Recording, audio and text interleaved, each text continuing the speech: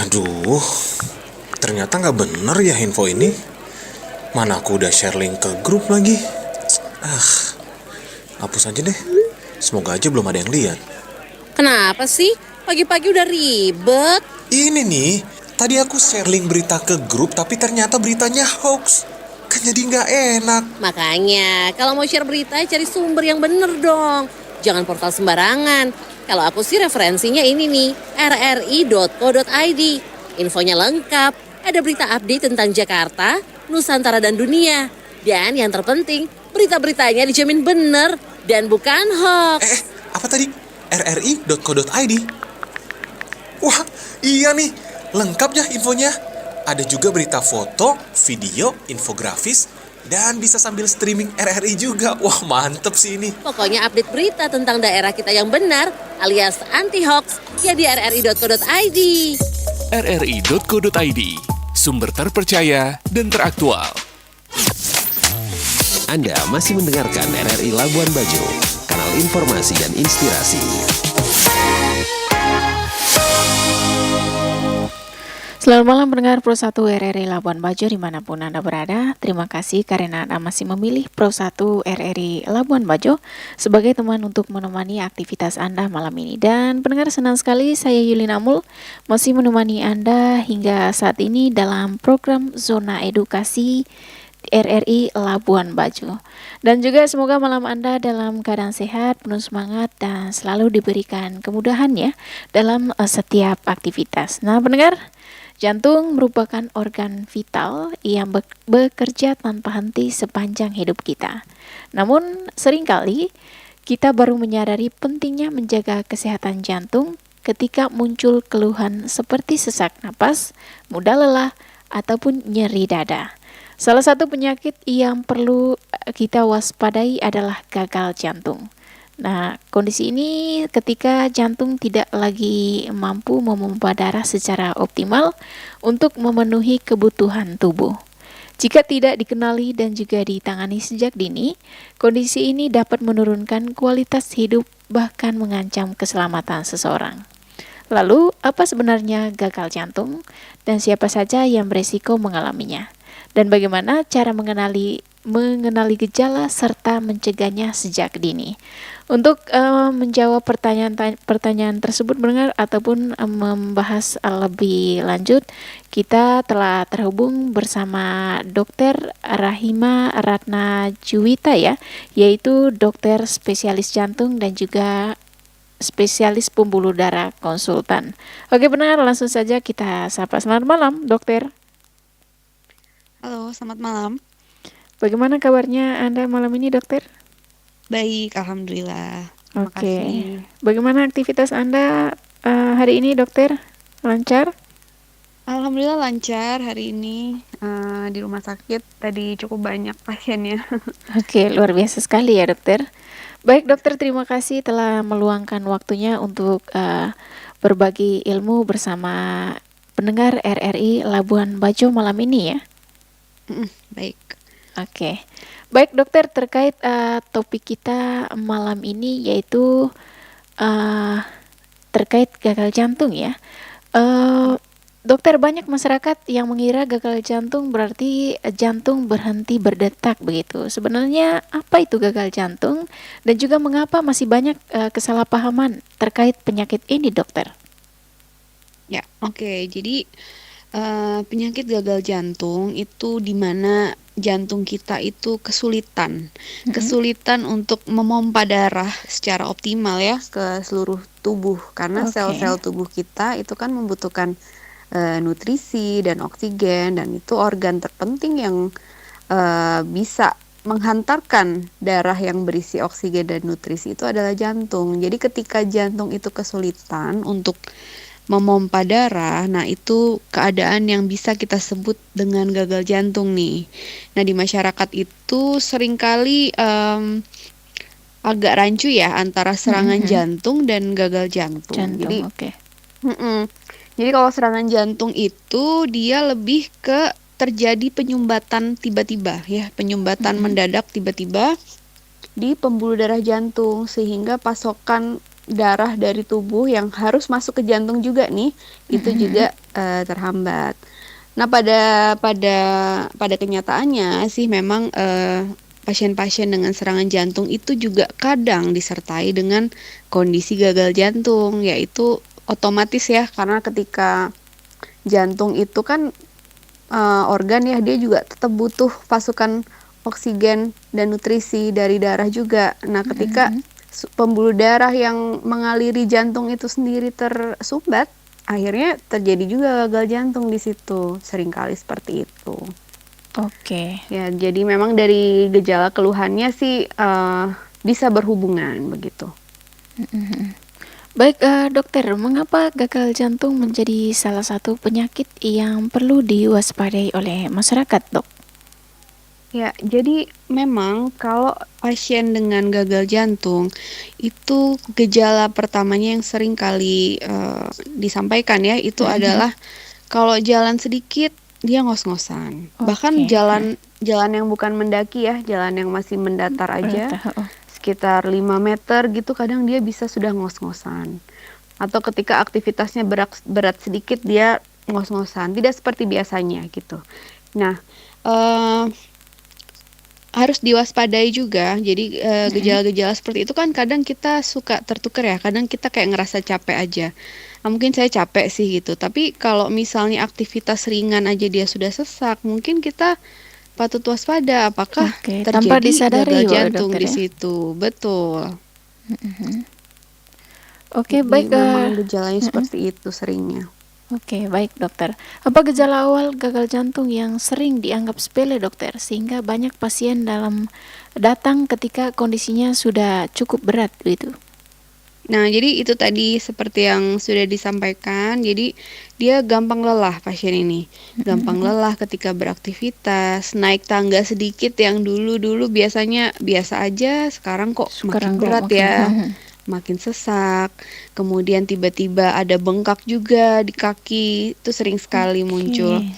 Jadi gejala-gejala awal seperti itu harus segera dikenali memang ya. Apalagi mungkin pasiennya itu sebelumnya sudah pernah punya darah tinggi nih gitu, dan dia tidak dikontrol. Darah tinggi sudah lama, dia mungkin dulu merokok juga, ya perlu diwaspadai ketika populasi orang tadi ya yang merokok, yang dengan hipertensi tiba-tiba merasakan gejala sesak saat beraktivitas gitu. Oke, baik dokter. Baik dokter, siapa saja yang paling berisiko mengalami gagal jantung, dan apakah hanya lansia kah atau usia muda juga bisa mengalaminya, dok?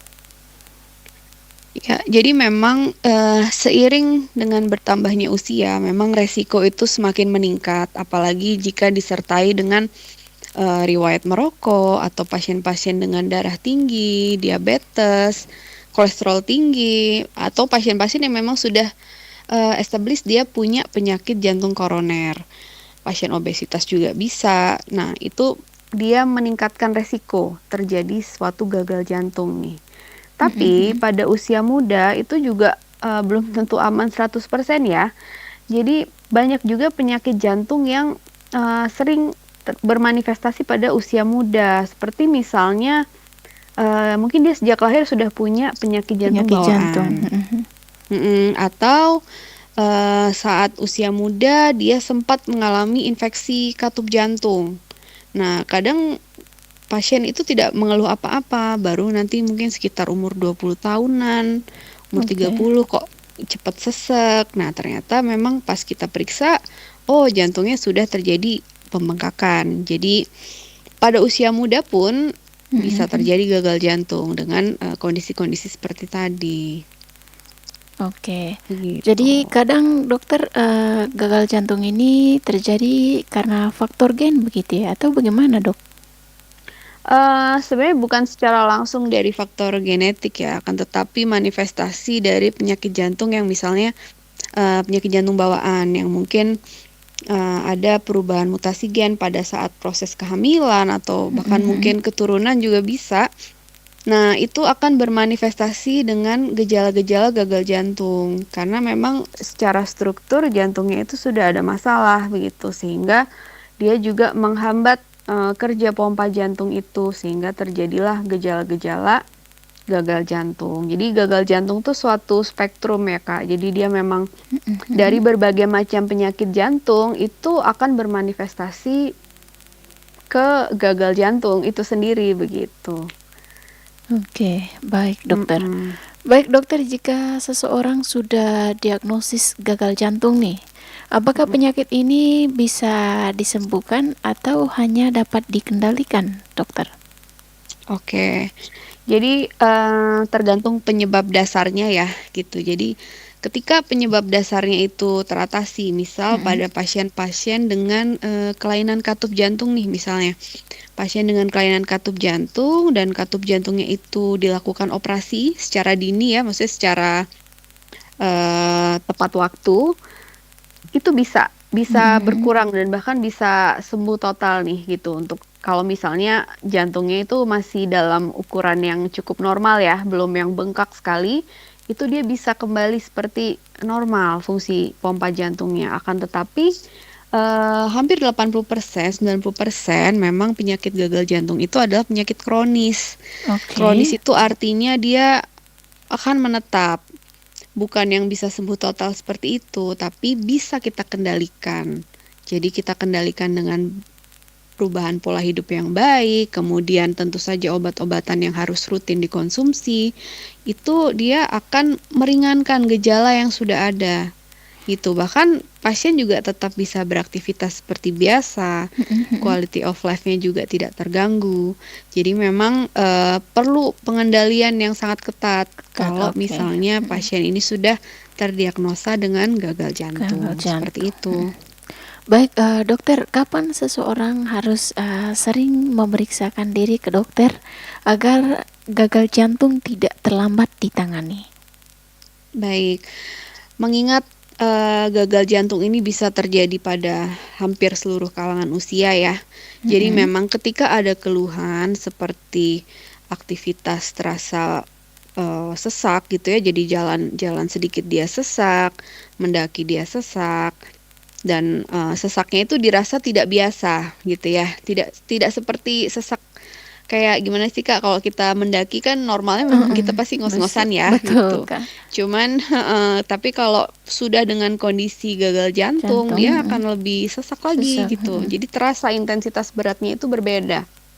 Nah, itu harus segera diperiksakan. Bahkan mungkin kalau misalnya sesak-sesak ringan tapi mungkin khawatir, boleh tetap periksa ya, karena semakin dini kita periksakan itu semakin baik. bagus Karena ya ya. itu tadi pada pasien-pasien populasi muda ya, itu banyak juga yang terjadi gagal jantung akibat kelainan katup atau penyakit jantung bawaan. Jadi memang sedini mungkin kalau bisa diperiksakan. Oke, luar biasa sekali dokter. Seberapa besar pengaruh pola makan terhadap risiko terjadinya gagal jantung, dok? Nah, makanan seperti apa juga yang sebaiknya dibatasi dan pola makan seperti apa yang dianjurkan untuk menjaga kesehatan jantung, dokter? Baik, jadi memang dari kita itu penyakit jantung ya, itu memang banyak sekali yang timbul akibat pola hidup yang tidak sehat. Oke. Pola hidup tidak sehat itu mulai dari kita makan makanan sembarangan gitu ya. Kita mungkin terlalu banyak makan makanan yang digoreng, kemudian makan makanan yang berlemak, kemudian kita konsumsi karbohidratnya terlalu berlebihan, tidak seimbang dengan nutrisi-nutrisi yang lain ya, seperti protein, serat dan lain-lain. Itu bisa memicu pertama nih obesitas ya kan. Dari obesitas itu sendiri kan dia merupakan salah satu faktor resiko gagal jantung juga tuh gitu ya. Oke. Obesitas. Kemudian misal kita terlalu sering makan makanan yang asin, terlalu banyak bumbu dan lain-lain ya, kayak micin gitu ya, itu kan beresiko tinggi kita bisa terkena darah tinggi. Nah, dari darah tinggi itu sendiri kan juga kembali lagi dia faktor resiko terjadinya gagal jantung. Jadi memang pola makan ya itu merupakan hal yang penting perlu kita perhatikan agar kita bisa menjaga jantung kita supaya dalam keadaan yang sehat begitu. Alkohol, dan kemudian jangan lupa rokok ya. Rokok, Rokok oke. itu nggak boleh sama sekali. Oh gitu ya Itu dokter ya? haram hukumnya buat kita ya. Karena dia rokok itu banyak sekali merusak sel-sel tubuh, kemudian dia merusak sel-sel pembuluh darah jantung yang berakibat dia akan terjadi penumpukan plak jantung tuh di pembuluh darah koronernya, menyempit, akhirnya bisa terjadi serangan Serangan jantung yang jantung, pada oke. akhirnya juga dia akan menimbulkan gagal Gagal jantung. jantung. Oke. Betul. Luar biasa sekali dokter. Bagaimana proses pemeriksaan untuk memastikan seseorang mengalami gagal jantung, dok? Baik, memang banyak tahapannya ya. Pertama memang kita harus identifikasi dulu ya. Kalau pasien datang misalnya ke poli gitu ya, kita akan identifikasi dulu keluhannya berdasarkan wawancara nih ya. Misalnya kita tanya pasiennya keluhannya seperti apa, pasiennya mendeskripsikan sesaknya seperti apa, atau ada nyeri dada atau tidak. Nah, nanti dari situ kita tentukan, oke, pasien ini kita akan periksakan tensinya, ya kan? Mulai dari tensi kita bisa nilai apakah dia cenderung tinggi atau cenderung rendah. Kemudian dari pemeriksaan tensi nadi kita bisa periksakan lagi rekam jantung ya. Kita lihat apakah ada tanda-tanda pembengkakan jantung di rekam jantungnya atau ada tanda-tanda penyumbatan misalnya. Kemudian dari pemeriksaan rekam jantung kita bisa periksakan ronsen juga ya, foto toraks, foto dada ya, ronsen dada itu kita bisa lihat tuh apakah jantungnya itu cenderung bengkak atau masih dalam ukuran yang normal. Ya, kemudian lanjutannya lagi kita bisa lakukan USG jantung misalnya. Kalau misalnya kita dapatkan nih foto ronsennya kok jantungnya kelihatan besar, oke, berarti ini sudah indikasi nih saya lakukan untuk USG jantung supaya kita tahu apakah fungsi pompa jantungnya itu masih bagus atau sudah ada penurunan seperti itu. Oke. Itu sih yang biasa awal kita periksa pada Oke. pasien. Oke, begitu ya dokter ya. Baik, dokter, luar biasa sekali penjelasannya malam ini ya. Dan juga menarik sekali perbincangan kita malam ini. Baik, ternyata gagal jantung bukanlah penyakit yang datang secara tiba-tiba ya, melainkan sering diawali oleh berbagai faktor risiko yang sebenarnya dapat dikenali sejak dini. Baik dokter, kita akan jeda sejenak ya. Kita akan lanjut mengobrol setelah kami hadirkan satu lagu dulu. Nah, bagi Anda pendengar RRI dimanapun Anda berada yang ingin berpartisipasi terkait topik kita malam ini, yaitu terkait gagal jantung, silakan kirimkan pertanyaan Anda melalui kolom komentar YouTube channel RRI SP Labuan Bajo ataupun kontak WhatsApp kami ya di 081238231987. Tetap bersama kami di Pro 1 RRI Labuan Bajo sebagai kanal informasi dan juga inspirasi. Pendengar, sebenarnya kebiasaan membersihkan gigi dan mulut sudah lama dilakukan orang sejak ratusan tahun lalu. Tapi tahukah Anda, sikat gigi modern yang biasa kita gunakan sekarang pertama kali diciptakan oleh seorang napi di dalam penjara? Iya, pria bernama William Edis tak sengaja menciptakan sikat gigi saat berada di penjara Inggris pada tahun 1770. Saat berada dalam penjara, suatu pagi Edis membersihkan giginya dengan menggunakan kain lap. Tiba-tiba, Edis mendapatkan ide cemerlang. Sepotong tulang ayam yang baru saja disantapnya memberikan ide baginya untuk menciptakan sikat gigi. Ia pun memasang bulu hewan di ujung tulang yang telah dilubangi sebelumnya.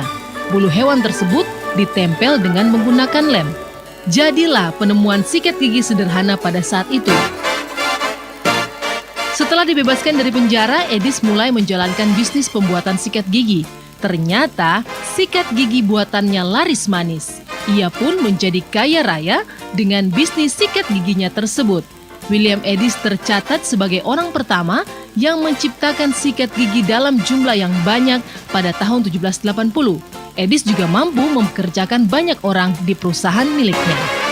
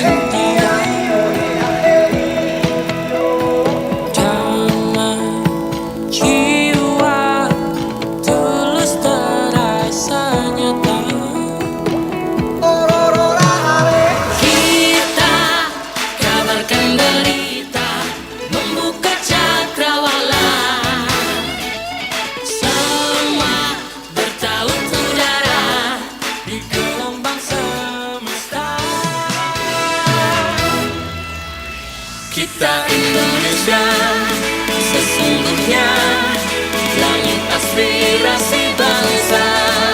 Kita Indonesia, sesungguhnya kita hadir bagi dunia. Kita Indonesia.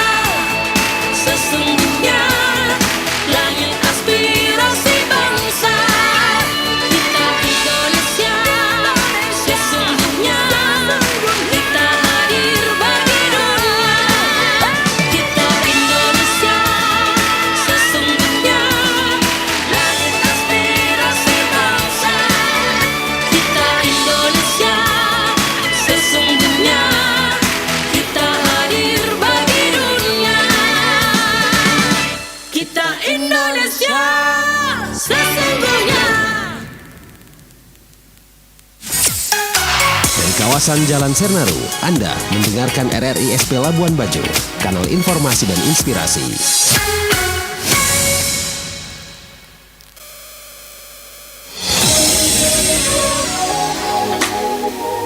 Pro 1, kanal informasi dan inspirasi. Pro 1, kanal informasi dan inspirasi. Masih dari kawasan Jalan Sernaru, Labuan Bajo, pendengar masih bersama saya penyiar Anda Yulin Amul ya, dan juga narasumber kita malam ini yaitu Dr. Rahima Ratna Juwita, yaitu dokter spesialis jantung dan juga pembuluh darah konsultan dalam program Zona Edukasi ya. Baik dokter, kita lanjut obrolan kita ya. Oke. Dokter, apakah pasien gagal jantung masih bisa beraktivitas dan juga menjalani kehidupan normal, dokter? Ya, jadi pasien-pasien gagal jantung itu bukan berarti dia bukan berarti dia sama sekali sudah nggak bisa aktivitas atau dia cuma bisa tidur-tiduran aja, enggak ya. Apalagi kalau dia sudah dalam masa pemulihan ya, misalnya habis dari rawat inap, kemudian dia dari masa pemulihan. Nah, itu pasien sebetulnya sudah bisa melakukan aktivitas ringan. Bahkan aktivitas itu merupakan salah satu bentuk terapi juga nih kepada pasien-pasien gagal jantung. Jadi memang sih dengan fungsi jantung yang sudah menurun, tidak seperti kebanyakan orang normal, aktivitasnya mungkin tidak bisa se ekstrim ketika kita masih dalam kondisi normal ya, gitu. Jadi tetap bisa beraktivitas seperti olahraga ringan nih, misalnya kayak jalan kaki, kemudian bersepeda ringan, atau mungkin berenang, itu masih bisa banget ya. Yang mungkin kita batasi adalah ketika dia jantungnya pompanya sudah mulai lemah sekali, kemudian dia pengennya lari maraton, nggak bisa ya. Jadi memang tergantung pasiennya juga ya. Jadi kita harus lihat kondisi pasien. Kalau misalnya jalan kaki dia masih bisa kuat gitu ya, nanti mungkin intensitasnya bisa kita naikkan, seperti itu. Jadi bukan berarti pasien dengan gagal jantung itu sama sekali nggak boleh aktivitas, justru harus ada aktivitas supaya kita meningkatkan kapasitas fungsionalnya jantung itu sendiri. Begitu. Cukup beraktivitas ringan saja begitu ya dokter ya? Jadi kayak jalan kaki pagi, atau kalau misalnya bekerja ringan di rumah itu bisa banget, boleh.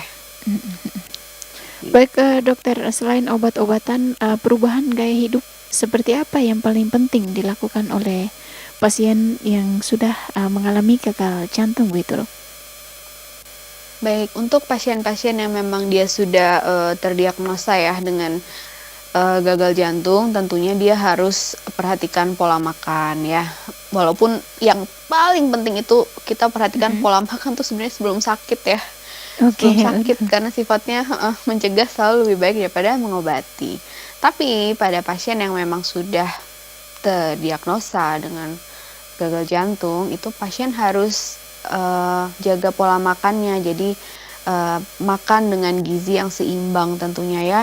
Ada karbohidrat di situ, ada protein di situ, kemudian ada serat dan vitamin ya. Nah, itu harus kita jaga. Jadi cara mengolah makanan juga itu penting ya. Mungkin kita harus memang menghindari yang terlalu digoreng ya atau deep fried. Itu Berminyak memang gitu. kita sebaiknya berminyak banget tuh sebaiknya kita hindarin. Kemudian makan makanan yang lemaknya terlalu banyak itu juga kita hindari. Segala sesuatunya memang harus secukupnya ya. Jadi memang kita pilih opsi-opsi yang lebih rendah kalori ya. Jadi yang tidak terlalu digoreng, tidak terlalu berlemak, dan kemudian juga penggunaan garam itu juga harus hati-hati ya. Garam itu nggak bisa terlalu banyak. Maksimal dalam satu hari aja kita mungkin 1 sendok teh tuh untuk semua makanan ya. Jadi memang nggak bisa terlalu banyak untuk garam. Oke. Kemudian olahraga rutin, jalan kaki ringan ya. Dan yang terpenting apa? Kalau pasien itu sudah diberikan resep obat-obatan, nah obat-obat itu harus tetap diminum ya gitu. Jangan sampai ngerasa udah enakan, terus obatnya di stop gitu aja. Nanti gejalanya bisa muncul lagi dan dia bisa kadang malah semakin parah. Jadi memang ketepatan dan konsistensi minum obat itu juga penting, betul. Jadi selain dietnya kita jaga, compliance kita dengan obat-obatan juga harus bagus dan rutin kontrol, periksakan kalau memang ada keluhan tambahan, gitu. Oke, baik dokter, sudah ada yang berpartisipasi dok. Bunyi pertanyaannya, bagaimana pengaruh stres, kurang tidur, dan juga gaya hidup yang serba cepat terhadap kesehatan jantung dok? Ya, baik. Jadi memang di era sekarang ya, orang bekerja keras, kadang susah tidur, banyak pikiran, itu berpengaruh juga ke kesehatan jantung gitu. Jadi bayangkan saja jantung kita itu kan kerja 24 jam ya gitu. 24 jam. Dia tetap harus punya waktu untuk slow down atau artinya beristirahat ya. Maksudnya jantungnya itu tidak memompa terus-menerus dengan intensitas yang berat. Maka dari itulah kita tidur. Tidur itu nanti relatif biasanya denyut jantung kita sedikit melambat begitu ya. Nah, itu yang namanya ibaratnya jantung istirahat gitu ya. Bayangkan kalau kita tidak tidur. Jantung kita kan makin mompa terus tuh, mompa terus. Bahkan kalau misalnya 1-2 hari nggak tidur sama sekali, itu akan cenderung heart rate kita tuh meningkat. Jadi ya heart rate-nya meningkat, denyut jantungnya itu semakin meningkat. Otomatis nanti muncullah gangguan-gangguan ya seperti dada terasa sesak atau gangguan irama jantung, itu bisa banget terjadi. Jadi memang selain tadi ya pola hidup, kemudian compliance obat-obatan dan istirahat itu juga harus cukup. Jadi kalau misalnya nggak tidur sama sekali, itu bisa terjadi gangguan juga di jantung gitu. Jadi kerja jantungnya berat. Belum lagi kalau pasiennya sudah punya diagnosa gagal jantung ya, makin berat lagi. Belum lagi kalau ditambah stres. Stres itu kan juga meningkatkan nih denyut jantung kita. Seperti kayak kalau misalnya kita panik, kita cemas atau apa, denyut jantung kan semakin meningkat. Ya semakin bertambah itu gejalanya, keluhannya bisa semakin berat. Jadi memang manajemen stres ya. Jadi selain tadi manajemen stres, kemudian istirahat yang cukup itu sangat-sangat penting untuk menjaga kesehatan jantung, seperti itu. Oke, baik dokter, ada yang bertanya lagi nih dok, apakah seseorang yang pernah mengalami serangan jantung memiliki resiko lebih tinggi untuk mengalami gagal jantung itu dok? Betul, betul. Jadi memang kalau pasien yang mengalami serangan jantung ya, apalagi mungkin dia datangnya cukup terlambat. Biasanya itu akan ada penurunan fungsi pompa jantung akibat otot-otot jantung yang rusak saat serangan terjadi, begitu. Jadi memang resikonya sangat meningkat pada pasien yang mengalami serangan jantung, gitu. Oke, baik. Tapi pada beberapa pasien yang ditangani dengan cepat, dia datang serangan langsung kita buka lah ya sumbatannya seperti itu kita masih bisa menyelamatkan otot-otot jantung yang masih sehat gitu. Jadi bisa jadi dia setelah misalnya dia dipasang ring gitu ya, dipasang ring, otot jantungnya belum banyak yang rusak, masih bagus, pompanya masih bagus. Nah, dia tidak mengalami biasanya gejala-gejala seperti tadi sesak saat aktivitas dan lain-lain ketika memang sudah ditangani sangat cepat. Pada beberapa pasien ya, gitu. Oke, baik dok. Dokter, seberapa besar pengaruh hipertensi, diabetes, kolesterol tinggi, dan juga kebiasaan merokok terhadap risiko gagal jantung, dokter? Ya, jadi merokok, kemudian pasien-pasien yang sudah dengan diabetes itu akan meningkatkan resiko dia terjadi gagal jantung melalui berbagai macam mekanisme ya. Jadi pasien-pasien merokok itu kan ya, jadi dia kalau merokok itu kan asap tuh kan dihirup ya, terhirup oleh paru-paru. Selain dia juga bisa bermasalah di paru-parunya, toksin-toksin atau reaksi inflamasi itu terjadi di seluruh tubuh lainnya. Jadi selain paru, tubuh lain itu juga terkena dampaknya. Salah satunya adalah lapisan pembuluh darah, lapisan sel dalam di pembuluh darah jantung. Nah, itu yang bisa mengakibatkan nanti terjadinya penumpukan plak-plak jantung di situ, ya kan? Kemudian terjadi sumbatan. Nah, itu bisa mengakibatkan gagal jantung. Jadi sumbatan itu kalau dia sudah mengakibatkan kerusakan otot jantung, maka otomatis biasanya ada penurunan fungsi jantung di situ. Ya bayangkan saja, misalnya jumlah sel jantung yang sehat itu kan 100% nih. Ketika dia terjadi sumbatan, 20%-nya rusak. Akhirnya ada dong sisi jantung yang lemah ya di tempat-tempat yang rusak itu. Nah, akhirnya itulah yang menimbulkan gejala gagal jantung pada pasien seperti itu. Jadi memang kaitannya sangat erat. Jadi memang rokok itu nggak ada bagus-bagusnya ya. Rokok itu memang harus di stop. Oke, Karena baik. dia bisa berpengaruh ke situ. Oke, baik dokter, ada lagi nih ini pertanyaan terakhir ya dari pendengar. Jika ada satu kebiasaan sederhana yang bisa mulai dilakukan masyarakat sejak hari ini untuk menjaga kesehatan jantung, kira-kira kebiasaan apa ya dok yang paling direkomendasikan? Baik, kembali lagi kita dengan lifestyle modification ya. Jadi mulai dari makanan kita harus perhatikan ya. Makanan itu yang paling gampang. Perhatikan makanan yang kita makan. Usahakan makanan itu sehat gitu ya. Yang kedua, kebiasaan merokok tentu saja harus berhenti segera gitu ya. 3, harus exercise ya, olahraga juga. Olahraga itu penting. Jadi kalau misalnya kita makan aja nih nggak olahraga, wah jangan-jangan kita bisa nanti obesitas gitu. Nah, itu kan berpengaruh tuh ke gagal jantung itu tadi. Jadi dia merupakan faktor resiko. Jadi faktor yang bisa meningkatkan resiko dia untuk terjadi gagal jantung. Jadi kebiasaan-kebiasaan kecil ya, mulai dari makanan yang kita jaga, kemudian olahraga, istirahat yang cukup, kelola stres itu penting ya. Jadi kebiasaan-kebiasaan kecil itulah yang bisa menjaga jantung kita agar tetap sehat. Sehat, gitu. Oke, baik dokter, ada lagi nih pertanyaan yang masuk Boleh. dokter. Oke, saat ini dokter, banyak anak muda gemar mengonsumsi minuman manis begitu ya. Seberapa besar kebiasaan tersebut memengaruhi kesehatan jantung di masa depan dokter? Ya, jadi memang konsumsi gula tambahan ya, gula tambahan seperti yang kita temukan di banyak sekali minuman-minuman kemasan atau minuman-minuman manis ya, kayak boba atau apa.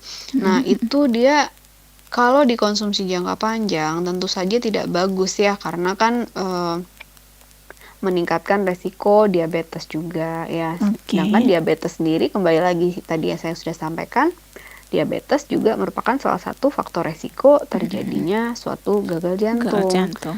atau penyakit jantung koroner begitu ya. Jadi konsumsi gula yang berlebihan itu sangat tidak baik. Pertama, dia juga tadi ya obesitas itu juga bisa berpengaruh dari pola makan kita. Ya kan, kalau kita makan terlalu banyak gula, terlalu banyak manis-manis, itu dia akan meningkatkan resiko kita obesitas. Dan kembali lagi, obesitas adalah salah satu faktor resiko, Faktor resiko. terjadi penyakit jantung. Gagal Jadi, jantung. jadi memang sebaiknya konsumsi gula itu secukupnya ya. Jadi jangan terlalu berlebihan. Mungkin sesekali masih nggak apa-apa. Tapi kalau hampir setiap hari nih dia minum kopi susu gula aren gitu atau minum boba, ya itu meningkatkan sekali resiko dia masuk ke diabetes mellitus. Karena sekarang trennya memang anak-anak muda banyak nih yang udah mulai kena, Betul sekali, ya Dok. kan, diabetes mellitus. Padahal biasanya tuh kalau dulu orang kalau kena diabetes tuh umur-umur 40 tahun ke atas, Oke, 50 tahun ke lansia begitu, atas Dokter ya. ya. Sekarang karena terjadi pergeseran lifestyle, jadinya anak-anak muda ini banyak juga yang terkena diabetes terlalu dini seperti itu. Baik dokter, banyak masyarakat yang terkadang baru memeriksakan jantungnya ketika sudah muncul keluhan, dokter. Seberapa penting pemeriksaan kesehatan jantung secara berkala, dok, terutama bagi mereka yang memiliki faktor resiko begitu? Ya, jadi memang kadang orang itu baru periksa ke dokter itu ketika gejalanya sudah berat sekali ya. Jadi memang edukasi itu penting, makanya program seperti ini baik ya, supaya Betul. masyarakat itu bisa aware, bisa sadar secara dini bahwa kesehatan jantung itu sangatlah Sangat penting. penting, Jadi oke. memang apalagi kalau pasien yang sudah terdiagnosa dengan gagal jantung ya, pasien tuh harus lebih sering kontrol. Kontrol, oke. Itu kalau biasanya kita bisa sebulan sekali atau 3 bulan sekali gitu ya. Nanti tergantung dari kondisi dari pasiennya. Tapi yang jelas memang ketika ada keluhan dan dirasa cemas ya, misalnya kayak saya cemas nih kok rasanya saya aktivitas kok rasanya makin cepet capek, makin cepet sesak. Ya, itu boleh banget periksa ke dokter jantung, tidak langsung aja periksa karena itu tadi gagal jantung tidak mengenal usia kan. Jadi siapa tahu kita bisa deteksi atau siapa tahu ternyata aman-aman aja kan, jadi lebih tenang juga pasiennya seperti itu. Oke. Baik, dokter, apa mitos tentang gagal jantung yang paling sering dokter temui di tengah-tengah masyarakat, dok? Dan juga bagaimana fakta yang sebenarnya? Ya, kalau mitos sih mungkin ini ya,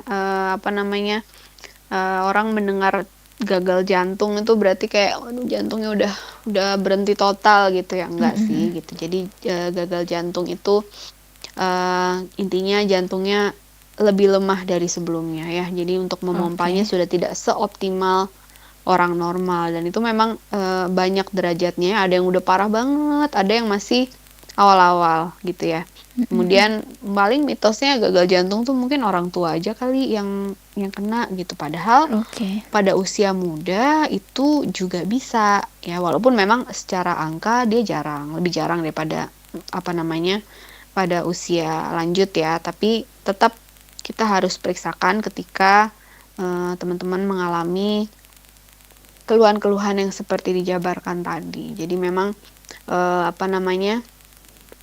ya harus diperiksakan secara dini ya. Kemudian mungkin ada banyak anggapan bahwa kalau gagal jantung itu kita Tidak bisa nggak boleh beraktivitas ya, aktivitas. dokter. Oh, itu salah Sama satu sekali. mitos ya, dokter ya? Ya, tetap bisa kok gitu, tetap bisa. Tapi memang intensitasnya sangat ringan gitu. Dan nanti seiring berjalannya waktu mungkin bisa meningkat secara perlahan. Tapi tetap aktivitas itu penting, bahkan itu merupakan salah satu terapi lah gitu ya, salah satu bentuk terapi kita juga ke pasien gitu, bahwa kita sarankan jalan kaki ya pagi hari ya gitu, supaya ya ada aktivitas fisik, karena tidak mungkin kalau pasien itu hanya baring aja atau duduk aja, nggak bisa begitu. Jadi tetap harus ada aktivitas supaya kita bisa tetap produktif seperti itu. Oke, luar biasa sekali penjelasannya dokter ya.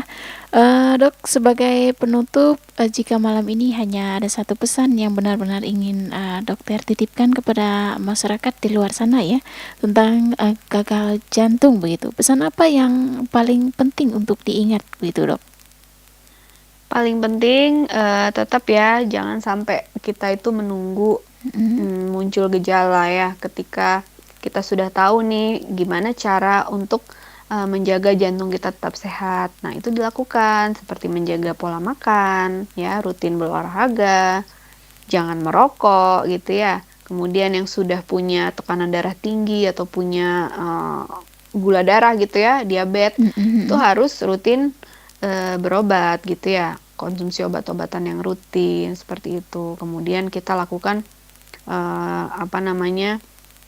aktivitas juga yang sesuai dengan kemampuan ya, dan harus dikonsultasikan dulu dengan dokternya seperti itu. Jadi memang intinya sih jaga pola makan ya, jaga lifestyle ya tentunya. Betul sekali dok.